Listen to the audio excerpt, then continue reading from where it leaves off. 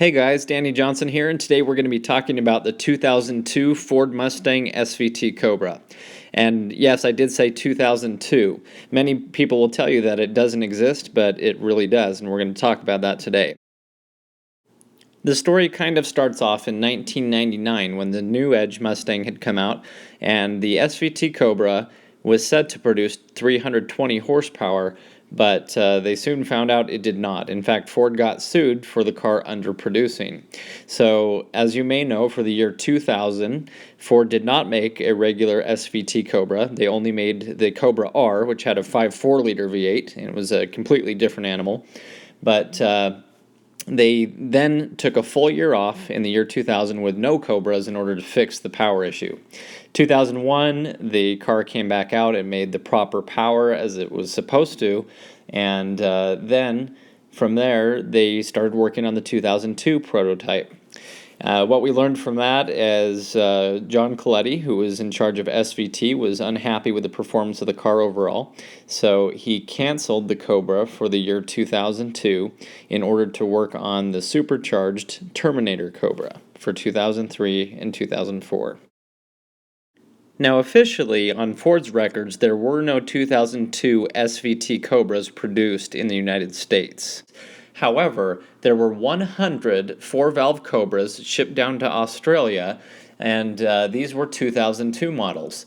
Now, these cars were very different. They were very similar in the way that they were basically a 2001 Cobra as far as their engine and drivetrain, but they were very different in the way that they had to be converted to right-hand drive. The cars also had to meet Australia Design Rules, or ADR, which was several different things that we'll go over here in a minute. Well, sounds simple enough, right? Just switch it over to right-hand drive, we're done, right? Well, wrong. Yeah, there was a company called Tickford Engineering, and they took on this project, and it wasn't cheap. In fact, they had to invest about $5 million US dollars in order to convert all these cars over. And so basically Ford was going to help them conform to the Australian design rules, the ADR, by basically just giving them a different windshield and moving some of the electronic connections over to the other side. But from there, it was all up to them. They had to drill the holes in the firewall for the heater core and anywhere that the clutch cable would normally come through and switch everything over. So Ford didn't drill any holes in the firewall, and they also did not install any dashboards in any of these cars, since they would have to be removed anyway. Now, one of the hardest things was to correct the offset for the engine and transmission. That had to be reversed, and so Tickford engineers had to make special brackets and unique floor pan sections just to move everything over to the other side, since there's typically more room on the driver's side. So they had to manufacture their own door pulls and everything that would make the whole interior also work on a right-hand drive car. So after all was said and done, there were about 250 changes that were needed in order to change it from the left-hand drive over to the right-hand drive. And we'll go over some of the ones that I see, but some are just export things. Now, this car came in at about 66,000 US dollars after all was said and done, which is about 85,000 Australian. And as you can see through the specs, a lot of it was similar, 320 horsepower, but some things were different. And overall, though, it was basically a 2001 Cobra. Some sources had said that they were all zinc yellow cars. However, this document shows that they came Oxford white, black clear coat, laser red, tinted, performance red, the true blue, silver, mineral gray, and even zinc yellow is one of those options. So a few observations just looking at it. It does look like a regular 01 except for those extra fog lights that were put in the front bumper. That's kind of the main thing that you notice when you're looking at these. You'll also notice it does have the Cobra folding mirrors, which were actually just the export standard. They had to be breakaway for narrow streets and those kind of things. So the folding feature meant that they could break away in that way, and they conformed to that, to regulation. It had the 99 export taillights on that you could see, and on the fender you had another turn signals that were added. Engine-wise, it looked the same. However, you'll notice some hoses and everything have been reversed in order to make it work.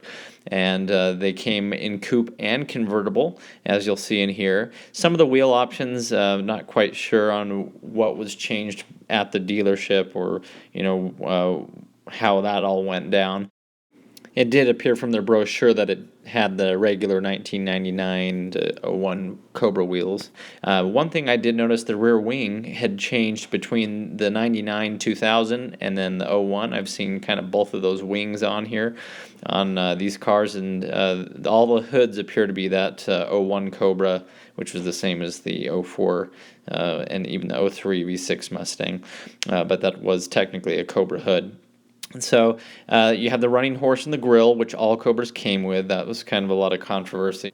And it does look like they got the '01 Cobra bumper that actually said Cobra in it. But other than that, cosmetically speaking, there wasn't really too much of it that was too different. The rest of it was just very similar to the 2001 Cobra. You can even see the Cobra delete in the grill. But like I said, the '01 Cobra was kind of the primary car that it was modeled after. And I want to thank Steve Ford and Jake Spector, who are my two buddies down here in Australia, who have been corresponding with me and giving me all this information. And so, talking about the interior colors, it looks like you could get the black or the parchment color. And it looks like it was also the '01 Cobra seats, which were also the same, very similar to the Bullet Mustang, which you may know. But it looks like you could get them in all leather, or it would have that Alcantara or the suede down the middle. One thing that has been brought up, just in case you're looking to go find one of these and strike gold with it, I have heard that the invoicing is a little strange on some of them when Australia would consider it a car and what year it would qualify as. And so it might be a little harder to track down than it sounds. Some of these may be 2001s that were invoiced as 2002s, and so you'll have to do a little more research if you're going to end up trying to find one of the actual 100 cars that went down for the 2002 model. So anyway, thanks for watching. Appreciate it. I think it's a fun story here, and pretty neat that they all ended up down in Australia, and that there were only 100 of them because of the changes that were happening for the Terminator Cobra. And so let me know in the comments what you think, and thanks for watching.